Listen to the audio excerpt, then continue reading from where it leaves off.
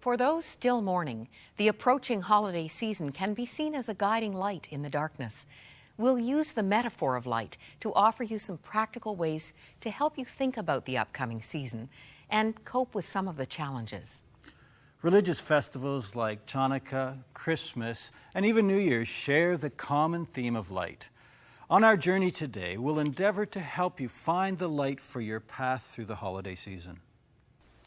The hardest times for anyone who's grieving is holidays and the special times, special occasions, holidays, religious holidays, birthdays, anniversaries, special occasions that previously had been celebrated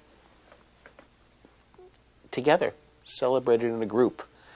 And the calendar, time marches on, the calendar moves with deliberate forward movement. When you get to a special day, you feel the absence of your loved one all the more because of the previous good times that had been spent on that holiday. Bert and Phyllis had a dream. For over 40 years, they'd worked 2 jobs to save for retirement. Just as they were about to realize their dreams, Bert suddenly and unexpectedly passed away. All Phyllis has left after 48 years of marriage is an emptiness so great that even Christmas is overshadowed by her sadness. Christmas was difficult. It was my first Christmas without my husband, and I found it very hard.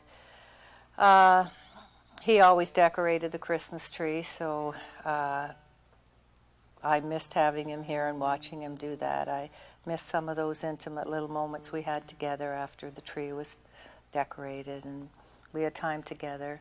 I found it very difficult to go to my son's home for Christmas. It was hard walking into his home alone. I felt out of place, I felt awkward, and I think he did too. And it took a little bit of time to get to the point where we were relaxed with that. I did find it hard being in certain departments and saying to myself, I'm never going to buy a shirt for him again. Having realistic goals is always a good start. Let's shed some light on some goals you can have for the holidays. You might start by making a commitment to yourself to just make it through the holidays. You can see it as an opportunity to persevere through the sorrow. You can show up just for your family functions. That would be indeed an accomplishment. You can set aside time and different ways to intentionally remember your loved one, feeling their presence in their absence. You can do this also without having to give up the celebration of the family that remains. You may even discover enjoyment in spite of the sadness. And you may experience a heightened sense of peace and acceptance in the reaffirmation of your faith that one day you will be reunited.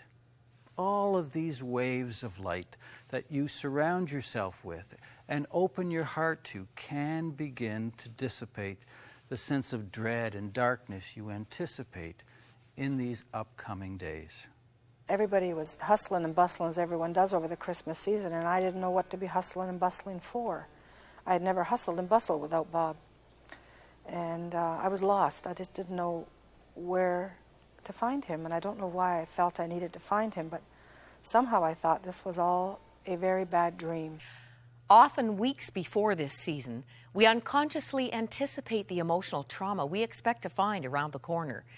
In fact, if you can lean into or embrace the anticipated pain in advance of the actual days of family and religious gatherings, you will find some benefit and relief.